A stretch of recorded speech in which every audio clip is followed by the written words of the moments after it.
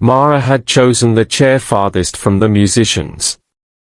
It was not a dramatic choice, only the kind a person makes when she has learned, over years of being the only one, that it is easier to become small on purpose than to be made small by strangers.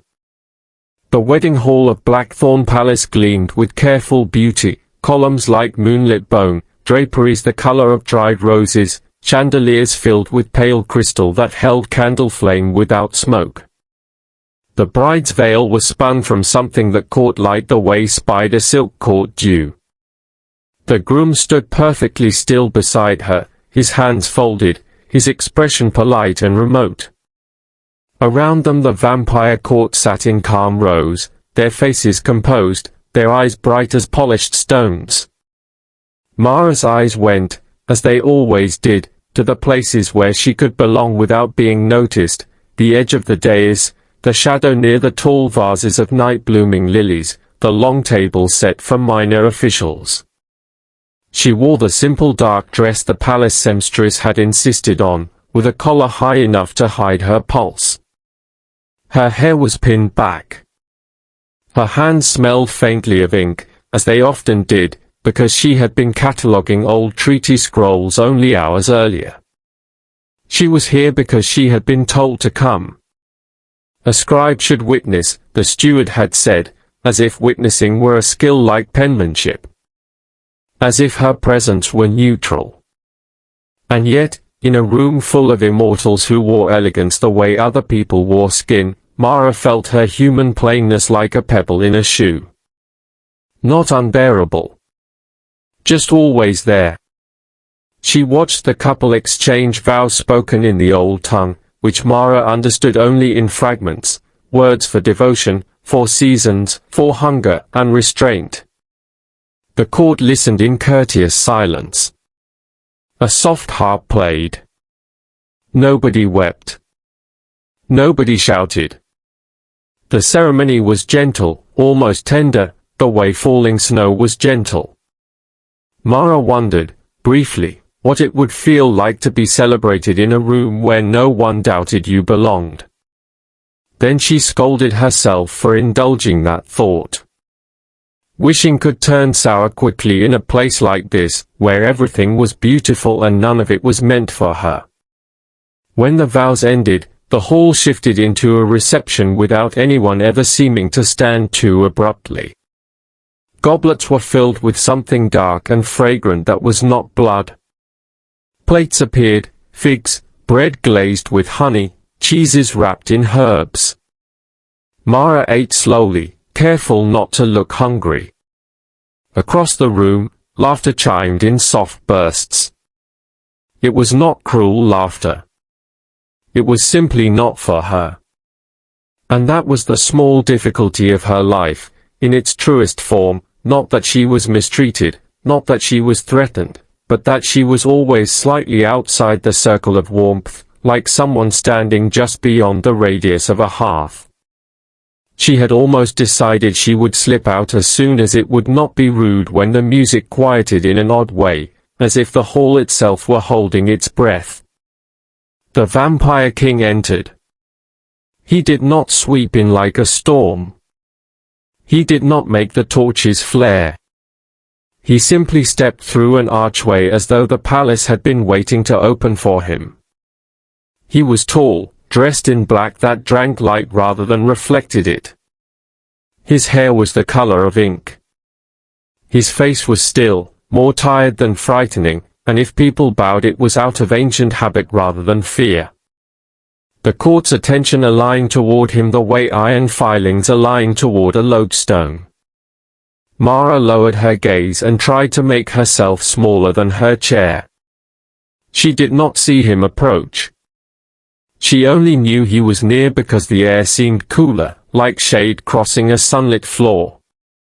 "You are Mara of the archives," a voice said. It was not loud. It was precise, and it did not ask permission to be heard. Mara lifted her eyes. The king stood beside her table, his hands behind his back. His gaze rested on her not as on prey, but as on a detail in a painting someone had finally noticed. "Yes, Your Majesty," she managed. Behind him, the wedding hall continued, but quieter, as if everyone's ears had leaned toward their corner. The king spoke again. "You are seated alone." Mara's throat tightened. There was no accusation in the words. Still, embarrassment warmed her face in a way she could not control. "There was no assigned place," she said, and immediately wished she had simply said nothing. Explanations often sounded like begging. A pause. The king's eyes flicked over the hall, taking in what Mara already knew, how easily the court made space for itself, and how easily it forgot to make space for a human. "Tonight," he said, "an envoy from the river cities watches this hall. He will measure our unity by what is seen, not by what is true." Mara did not understand what that had to do with her until he added, as calmly as if asking her to pass the salt, "Sit beside me.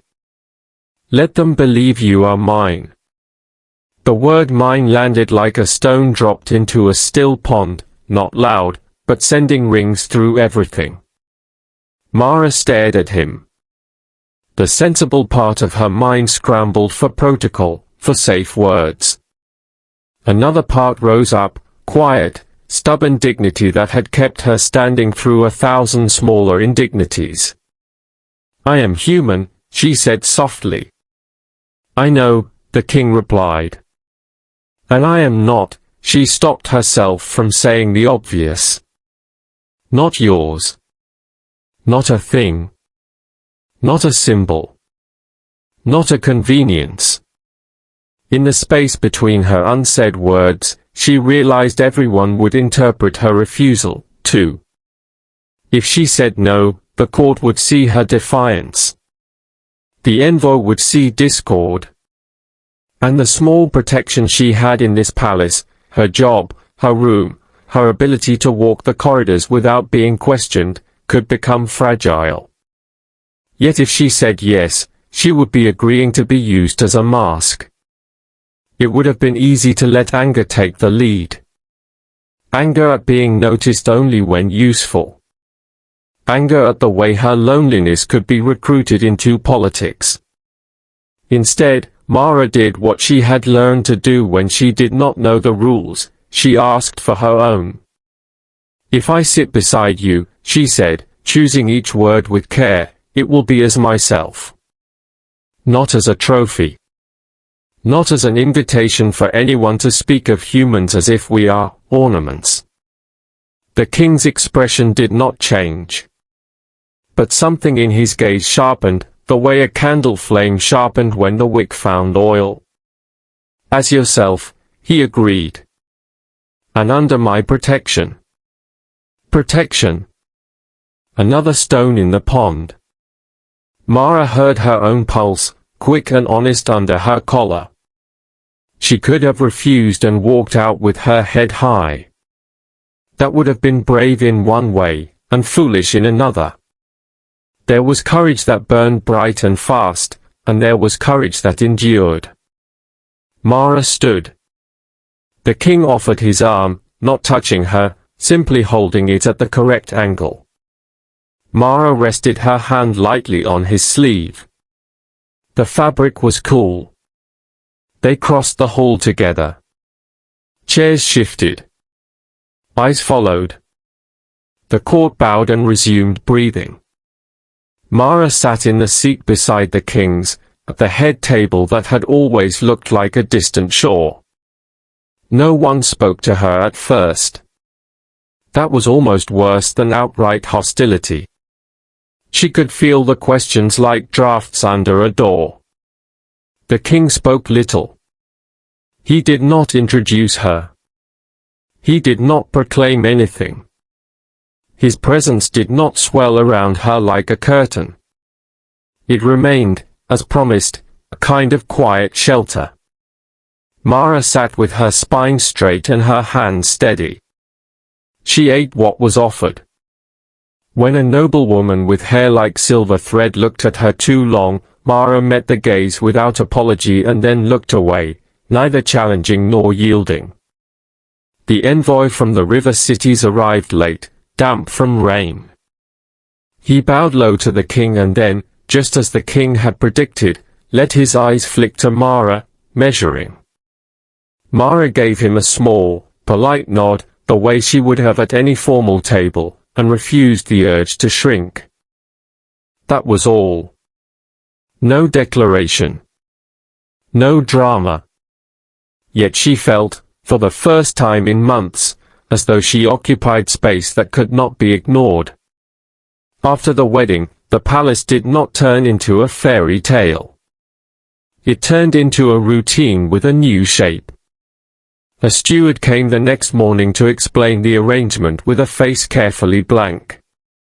Mara would be given rooms closer to the king's wing, for appearances. She would attend certain dinners. She would be present at court on select nights. The pretense would last until the river envoy departed and the treaty was signed. No one asked what she wanted. Mara surprised herself by answering anyway. "I want my work to remain mine," she told the steward. "I will not be pulled from the archives at every whim. And I want a written assurance that no human in this palace will be dismissed or punished for rumors that grow from this." The steward blinked. Humans did not usually negotiate. "I will convey your request," he said. By evening, a neatly penned document appeared on her desk with the king's seal, simple, unornamented, undeniably real. It granted exactly what she had asked. Mara traced the seal with her finger, feeling both gratitude and a wary ache. It would have been easy to see this as kindness. It might also be calculation. Either way, the paper meant something, not affection, but recognition. Her new rooms were quiet. A sitting room with a small hearth. A bed draped in linen as pale as fog.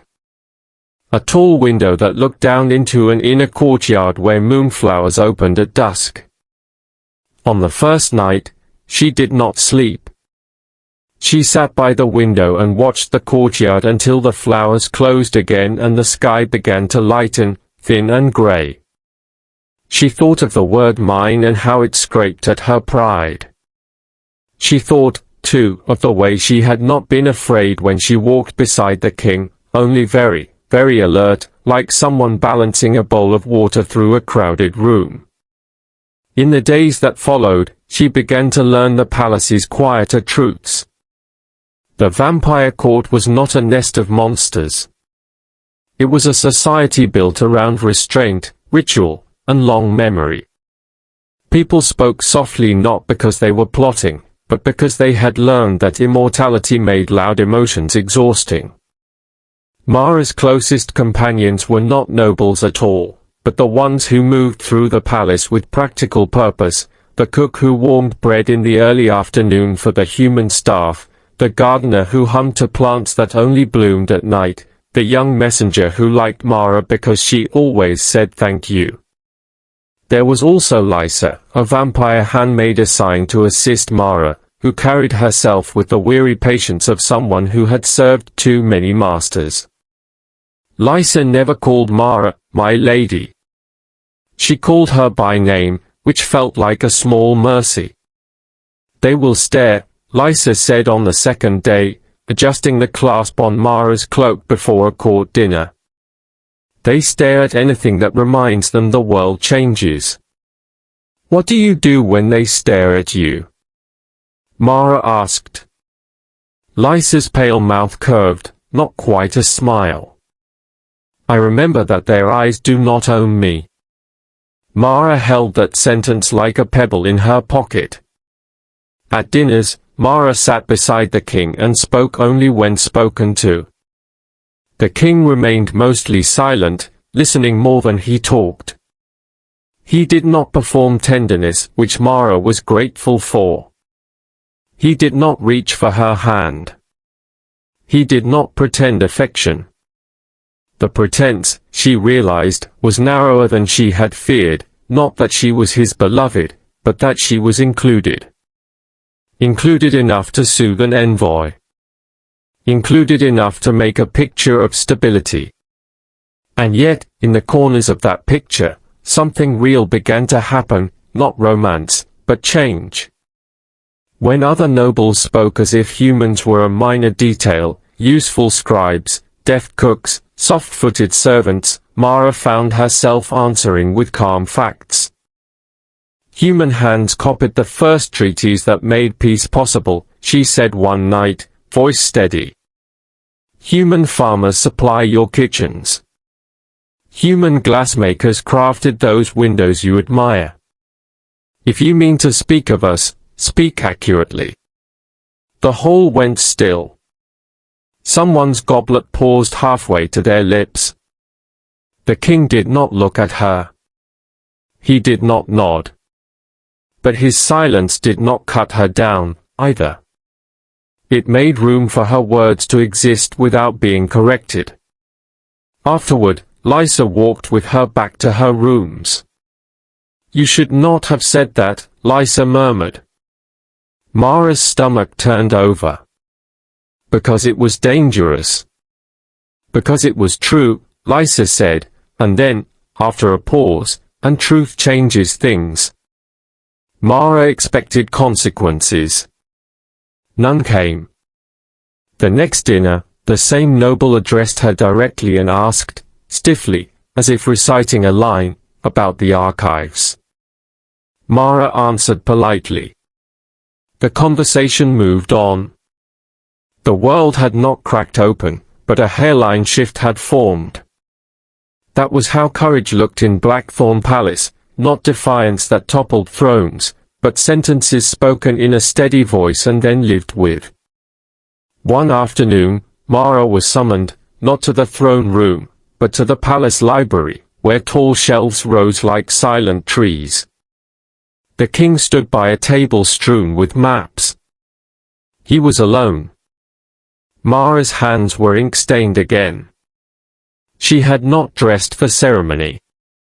She looked, she suspected, exactly like what she was, a working human. You asked for protections, the king said without preamble. You have them. Yes, Mara replied. He looked at the maps rather than at her.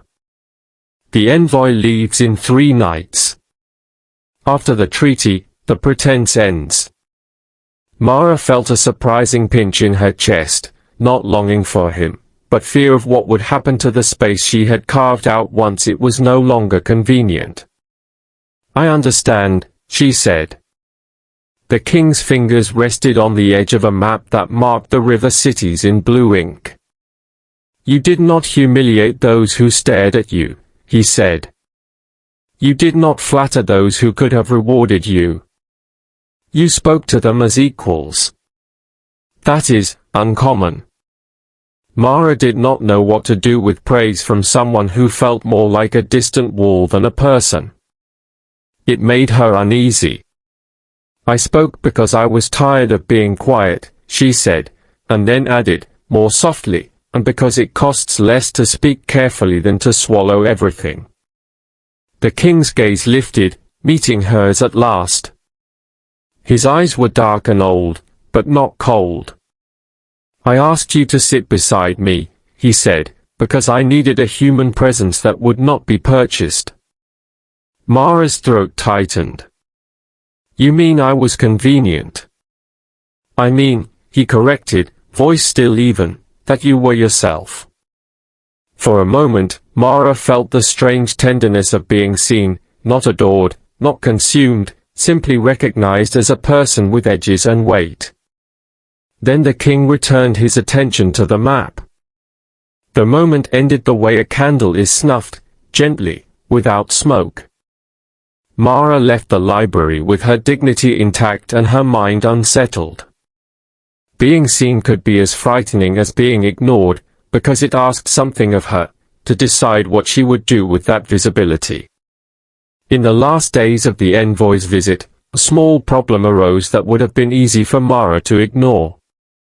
A rumor drifted through the servants' corridors that, once the treaty was signed, several human staff would be dismissed to restore the palace's purity. No one knew if the rumor was true. That was the worst part. Uncertainty made people bend before any hand that might strike. Mara found the cook wiping her eyes with flour-dusted fingers. She found the gardener working too fast, shoulders tense. She found the young messenger biting his lip until it bled. No one asked Mara for help. Humans in the palace were used to enduring quietly. Mara went to her desk and wrote a petition, not dramatic, not pleading. Clear. Practical. She listed the human staff by name, their years of service, their duties. She included a paragraph explaining what would be lost if they were removed: knowledge of the kitchens, the gardens, the archives, the day-to-day continuity that kept a palace from becoming a hollow shell. She did not write as the king's human. She wrote as Mara, scribe of the archives, and she signed her name in steady ink. Then she asked Lysa, politely, to deliver it. Lysa stared at the paper as if it were a lit coal. "This will anger some." "I know," Mara said. "But it will also tell them we are not fog. We have names." Lysa's expression softened in a way Mara had not seen before. "You are braver than you look," she said, and took the petition. That night at dinner, the king remained distant as always. The envoy smiled, satisfied, already half gone in his mind. The court spoke of trade routes and river tolls. Mara sat straight, hands folded, and waited. At the end of the meal, the king rose. The hall quieted. His words were few. "The human staff at Blackthorne Palace will remain," he said. "Their work is part of this house. Those who speak otherwise speak against my decree." No one argued. No one applauded. The court absorbed the statement as it absorbed all things, in silence. Mara did not look at the king. She kept her face composed, because she would not turn her relief into a spectacle for those who had doubted her right to ask. But inside, something unclenched. Not because the king had saved them like a hero in a story, but because her words, her choice to write, to sign, to risk being disliked, had mattered. 3 nights later, the envoy departed. The treaty was sealed. The palace exhaled. On the morning the pretense ended, Mara dressed not in court finery but in her plain working clothes. She walked to the inner courtyard where the moonflowers were still open, pale against the dim sky. Lysa met her there with a small box.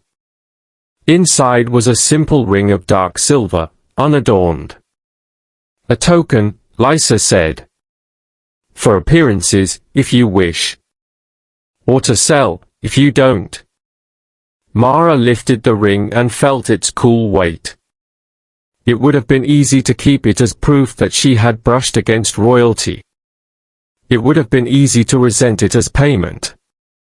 Instead, she closed the box and handed it back. "Give it to the gardener," Mara said. "He needs a new roof. This will buy one." Lysa looked at her for a long moment, then nodded. Later that day, Mara returned to the archives. Dust and parchment greeted her like old friends. The quiet there was different from the court's quiet, less polished, more honest. She took out a fresh ledger and began to write, recording the treaty not only in the old tongue but in the common one as well, so that the human staff could read it if they wished. The act felt small and sturdy, like laying a stone in a foundation. That evening, as twilight softened the palace corridors, Mara passed the great hall where the wedding had been held. The chairs were gone. The lilies had been replaced. Only the echo of music lingered in the architecture. She paused at the doorway. She remembered herself at the far table, alone, trying to be invisible. She remembered the cool sleeve under her hand, the strange request, the way she had walked across the room with her heart beating and her head held high. The mystery of why she had been chosen no longer felt like a question that needed an answer. Perhaps it had never been about the king's motives at all. Perhaps it had been about the moment she decided that, even in a palace that was not built for her, she would not erase herself to make others comfortable. Mara moved on, her footsteps quiet on the stone. Outside, the first thin light of morning began to seep into the courtyard. The moonflowers folded closed, making room for the day-blooming herbs the gardener had planted, small, stubborn green things that insisted on living wherever there was soil. Mara breathed in the scent of them and felt, for the first time since she had come to Blackthorne Palace, something like peace. Not the peace of being claimed. The peace of belonging to herself.